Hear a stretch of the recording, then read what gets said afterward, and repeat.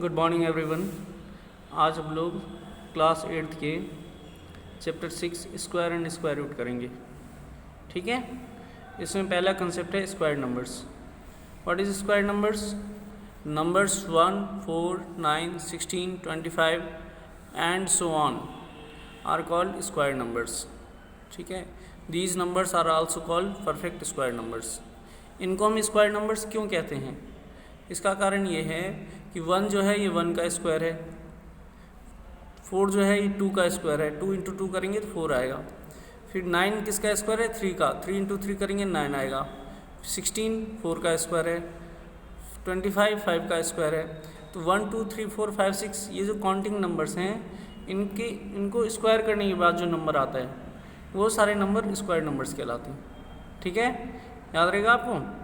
1 का स्क्वायर 1, 2 का स्क्वायर 4, 3 का स्क्वायर 9, 4 का स्क्वायर 16, 5 का स्क्वायर 25, 6 का स्क्वायर 36, 7 का स्क्वायर 49 एंड सो ऑन। तो इस तरह के जो नंबर आ रहे हैं 1, 4, 9, 16, 25 एंड सो ऑन, इनको हम क्या बोलेंगे? Square numbers. ठीक है, इसको हम परफेक्ट स्क्वायर नंबर्स भी बोलते हैं। क्लियर है? अब इन्हीं स्क्वायर नंबर्स की प्रॉपर्टीज के बारे में हम लोग पढ़ेंगे। ठीक है, फर्स्ट प्रॉपर्टी ये है कि अगर किसी नंबर के लास्ट में 2, 3 और 7, 8 आ रहे हैं तो फिर वो परफेक्ट स्क्वायर नहीं होगा।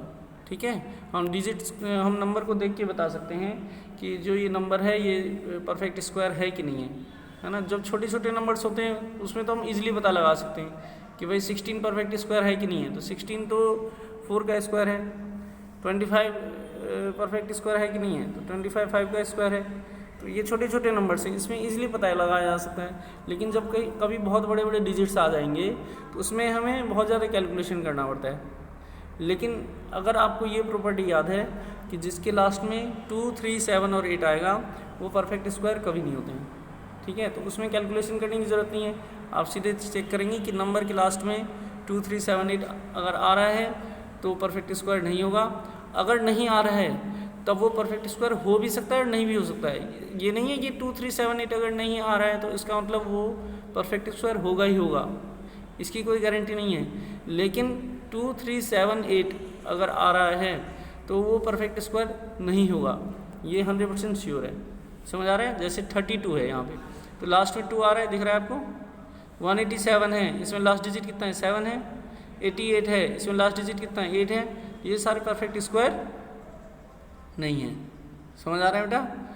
किसी भी नंबर के लास्ट में अगर 2, 3, 7 और 8 अगर आ गया तो वो नंबर परफेक्ट स्क्वायर नहीं माना जाता है। क्लियर है? नेक्स्ट, अब यहाँ पे एक सेकेंड प्रॉपर्टी है। इसमें हमें ये बताना है कि अगर हम किसी नंबर का स्क्वायर करते हैं तो उसका स्क्वायर का यूनिट डिजिट क्या होगा, ये हमें बताना है। तो बहुत ही सिंपल है, अगर नंबर का लास्ट डिजिट 1 और 9 आ रहा है तो स्क्वायर का यूनिट डिजिट 1 आएगा। ठीक है, जैसे यहाँ पे एग्जांपल में 11 का स्क्वायर है, 11 का स्क्वायर 121 है, तो 11 में लास्ट डिजिट कितना है? 1, तो 1 आ रहा है। और 19 का स्क्वायर होता है 171, तो इसमें भी लास्ट डिजिट 9 है, तो कितना आ रहा है लास्ट में? स्क्वायर में 1 आ रहा है। यानी अगर किसी नंबर का यूनिट डिजिट 1 और 9 है, लास्ट डिजिट उसका 1 और 9 है, तो उसका जब स्क्वायर करेंगे तो स्क्वायर का जो यूनिट डिजिट क्या होगा? 1 होगा। इसी तरह से नंबर का लास्ट डिजिट अगर 2 और 8 है तो उसके स्क्वायर का लास्ट डिजिट 4 होगा। इसी तरह से अगर लास्ट डिजिट 3 और 7 है तो फिर उसके स्क्वायर का लास्ट डिजिट कितना होगा? 9 होगा। यहाँ पे एग्जांपल दिख रहा है आपको, 13 का स्क्वायर 169 आ रहा है, लास्ट में 3 है तो 9 आ रहा है।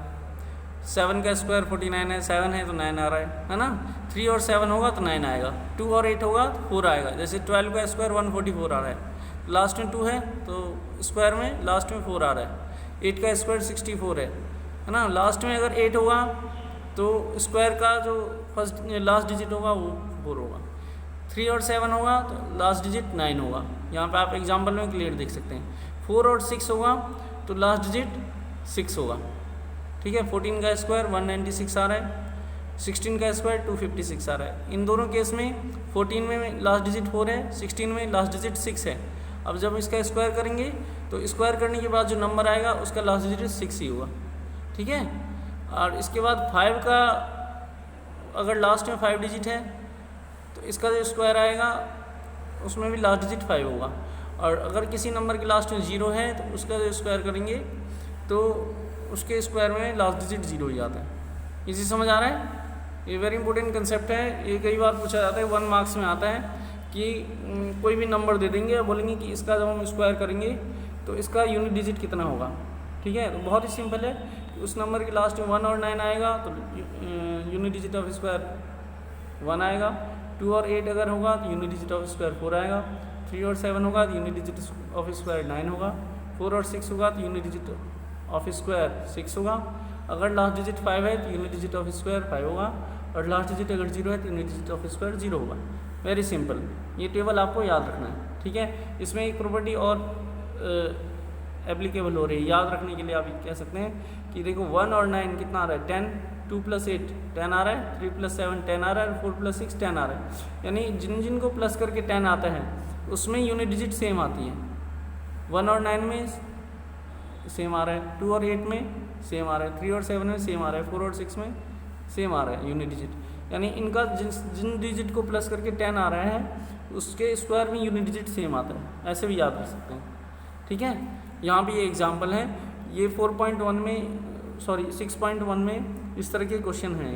ठीक है, और 6.3 करोगे तो इसमें इसका उल्टा क्वेश्चन है। उन्होंने क्या दे रखा है कि स्क्वायर दे रखा है, कोई परफेक्ट स्क्वायर नंबर दिया है और बोला इसका स्क्वायर रूट जब निकालेंगे तो यूनिट डिजिट क्या आएगा।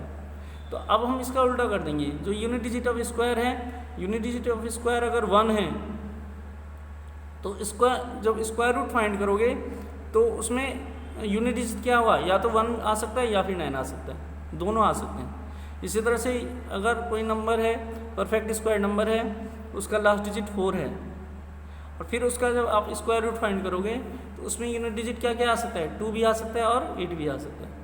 ठीक है, इसी तरह से अगर यूनिट डिजिट ऑफ स्क्वायर 9 है तो उसके स्क्वायर रूट का यूनिट डिजिट क्या हुआ, 3 और 7। यूनिट डिजिट ऑफ स्क्वायर 6 है तो उसके स्क्वायर रूट का यूनिट डिजिट 4 और 6 होगा। ठीक है, तो 6.3 में उन्होंने स्क्वायर परफेक्ट स्क्वायर नंबर दिया हुआ है और ये पूछा है कि इसके स्क्वायर रूट का यूनिट डिजिट क्या हुआ। जबकि 6.1 में इन्होंने एक नंबर दिया हुआ है और ये पूछा है कि जब इसका स्क्वायर करेंगे तो फिर उसका यूनिट डिजिट क्या आएगा। समझ आ रहा है बेटा? बहुत ही सिंपल है, इसको समझ लेना एक बार ढंग से, उसके बाद आप क्वेश्चन ट्राई करके देखना, आ जाएगा। इसके बाद इसमें नेक्स्ट कंसेप्ट है कि if a number has odd number of zeros at last then number is not a perfect square. Last में अगर ऑड नंबर ऑफ जीरोज मतलब क्या होता है कि अगर किसी नंबर के लास्ट में 1 0 हो या फिर 3 0 हो या फिर 5 0 हो या 7 0 हो, 1 3 5 7 ये सारे ऑड नंबर्स है ना, तो अगर 1 0 होगा या 3 0 होगा या 5 0 होगा या 7 0 होगा तो परफेक्ट स्क्वायर नहीं होगा। ठीक है, जैसे यहाँ 1000 है, इसमें कितने जीरोज़ हैं, 3 जीरोज़, तो ये एक परफेक्ट स्क्वायर नहीं है। देख के ही बता सकते हैं, कैलकुलेशन करने की ज़रूरत नहीं है। 4750 इसमें लास्ट में 1 0 है, so this is not a perfect square. ठीक है, ऑड नंबर ऑफ जीरोज अगर आ रहे हैं किसी भी नंबर के लास्ट में तो परफेक्ट स्क्वायर नहीं माना जाता। Next property, square of even number is even and square of odd number is odd. अगर इवन नंबर का स्क्वायर करेंगे इवन नंबर आएगा, ऑड नंबर का स्क्वायर करेंगे तो ऑड नंबर आएगा। जैसे आप यहाँ एग्जांपल देख रहे हो, 3 ऑड है, इसका हमने स्क्वायर किया 9 आया, 9 भी ऑड है। 5 ऑड है, इसका स्क्वायर करेंगे 25 आएगा, ये भी ऑड है। 7 ऑड है, इसका स्क्वायर करेंगे 49, ये भी ऑड है। यानी जब भी ऑड नंबर का स्क्वायर करेंगे तो ऑड ही आएगा।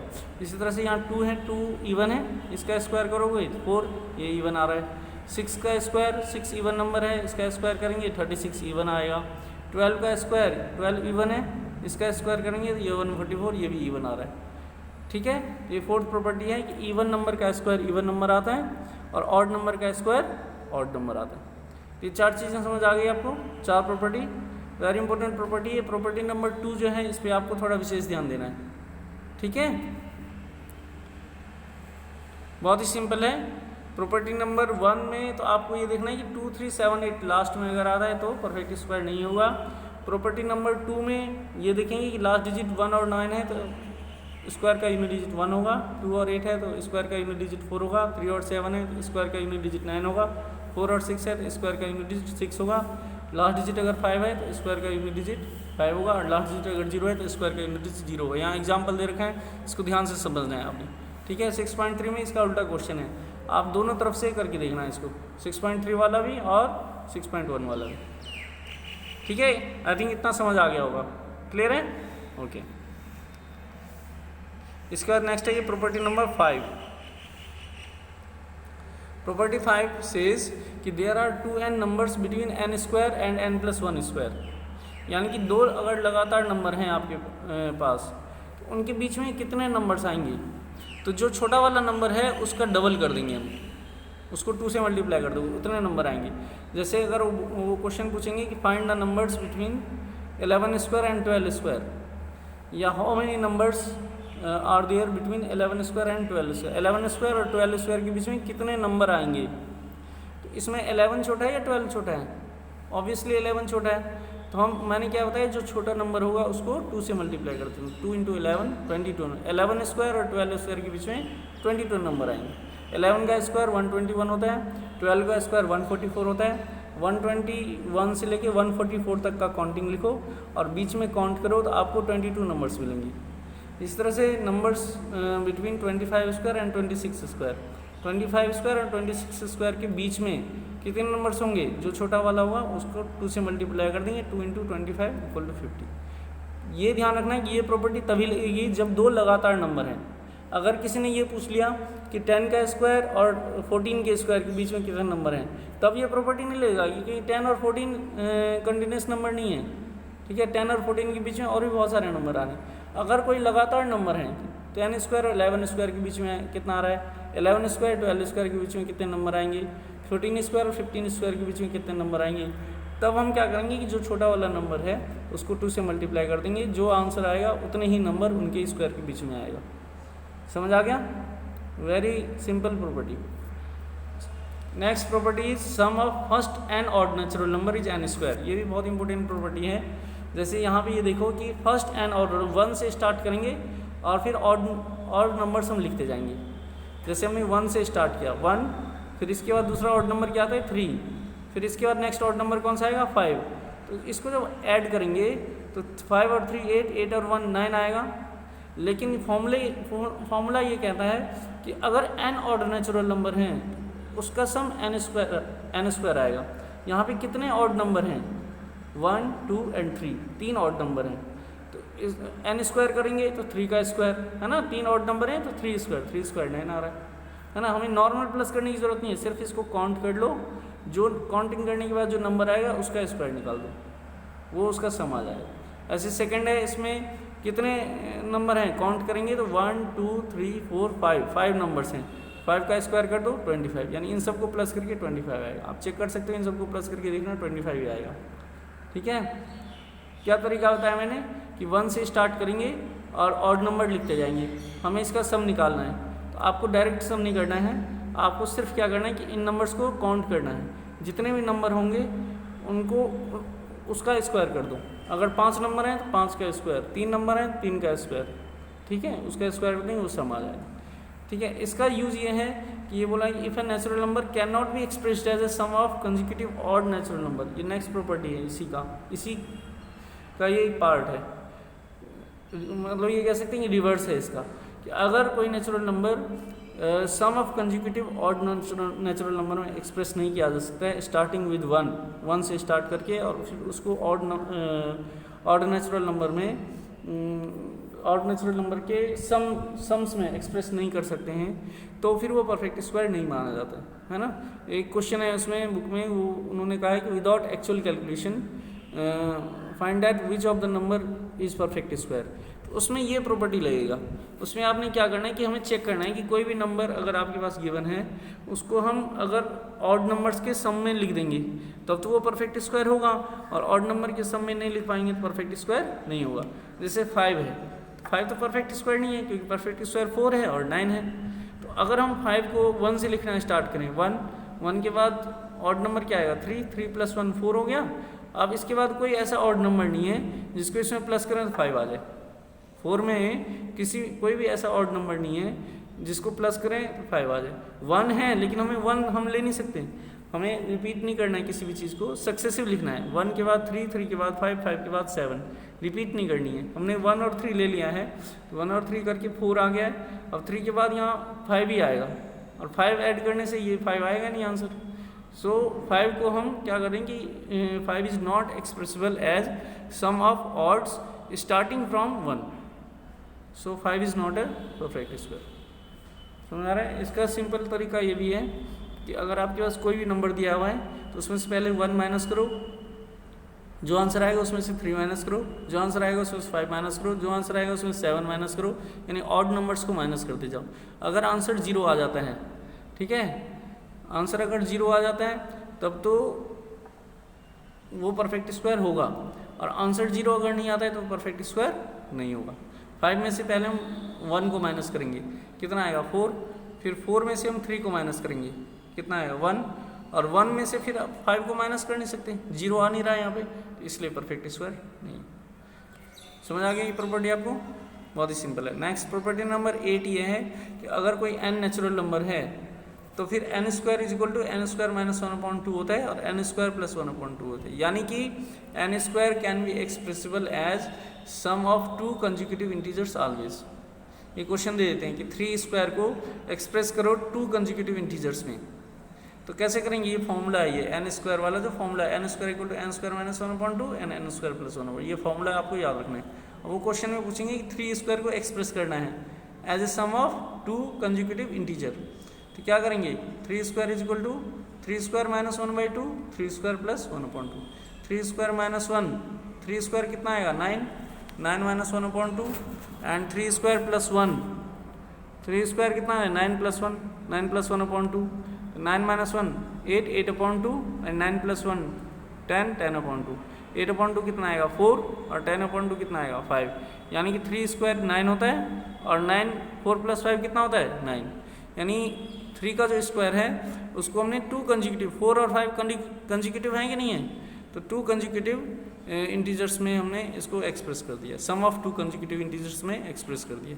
इसी तरह से 5 स्क्वायर है, इसको कैलकुलेट करेंगे, 5 square minus 1/2 plus 5 square plus 1/2, 5 का स्क्वायर 25 आ जाएगा, 25 माइनस 1/2 प्लस 25 प्लस 1/2, फिर 25 माइनस 1 कितना आएगा, ये 24, 24/2, ये कितना आ जाएगा 26/2, 24/2 12 आ जाएगा, 26/2 13 आ जाएगा, यानी 5 का स्क्वायर 25 होता है, और 12 प्लस 13 को भी करके भी 25 आता है, यानी 5 के स्क्वायर को हमने एक्सप्रेस कर दिया as a sum of 2 consecutive integer. ठीक है, ये इसका फॉर्मूला है, ये क्वेश्चन आता है कई बार एग्जाम में, ये आपको सीख लेना है अच्छी तरह से। ठीक है, इसके बाद एक नेक्स्ट कंसेप्ट है प्रोडक्ट ऑफ 2 कंसेक्यूटिव इवन और ऑड नेचुरल नंबर। आपके पास कोई भी नेचुरल नंबर n है तो फिर n-1 और n+1 इसको जब मल्टीप्लाई करेंगे तो n स्क्वायर माइनस 1 आता है। ये एक फॉर्मूला है, a plus b into a minus b, a square minus b square होता है। कई बच्चों को पता भी होगा, नहीं पता है तो हम ये फॉर्मूला याद रखेंगे, n-1 into n+1 is equal to n square minus 1। अब आपके पास कोई नंबर दिया हुआ है, 2 ऑड नंबर या 2 इवन नंबर देंगे कंसेक्यूटिव, ठीक है, कंसेक्यूटिव इवन होना चाहिए, कंसेक्यूटिव इवन या कंसेक्यूटिव ऑड। अब जैसे 11 इंटू 13 है, 11 के बाद 13 आएगा, ये कंसेक्यूटिव ऑड है, तो हमें फिर एक ऐसा नंबर n फाइंड करना है जिसमें से अगर हम 1 माइनस करें तो 11 आ जाए, और जिसमें 1 प्लस करें तो 13 आ जाए। तो n हमारे कितना होगा यहाँ पे 12, क्योंकि 12 माइनस 1 कितना होता है 11, एंड 12 प्लस 1 कितना होता है 13। So 11 into 13 is equal to 12 minus 1 into 12 plus 1, ये फॉर्मूले में आ गया n-1 इंटू n+1। और n-1 इंटू n+1 इसको सॉल्व करके कितना आता है n स्क्वायर माइनस 1, तो ये 12 स्क्वायर माइनस 1 आ जाएगा। 12 का स्क्वायर 144 हो गया, 144 माइनस 1 कितना आ जाएगा ये 143। इस तरह से यहाँ 13 इंटू 15 है, तो इसमें कितना लिखेंगे 14, 14 माइनस 1 13 आएगा, और 14 प्लस 1 15 आएगा। फिर यहाँ पे फॉर्मूला लगा देंगे n-1 n+1 equal to n square minus 1। 14 का स्क्वायर कितना आ जाएगा 196, 196 माइनस 1 195। ये 2 एग्जाम्पल जो हैं ये कंसेक्यूटिव ऑड नंबर्स के हैं, और ये थर्ड एग्जाम्पल है ये कंसेक्यूटिव इवन नंबर का है। 10 और 12 दोनों इवन नंबर हैं। अब इसमें हम कौन सा n हम कौन सा लिखें 11, 11 माइनस 1 10 आ जाएगा, 11 प्लस 1 12 आ जाएगा।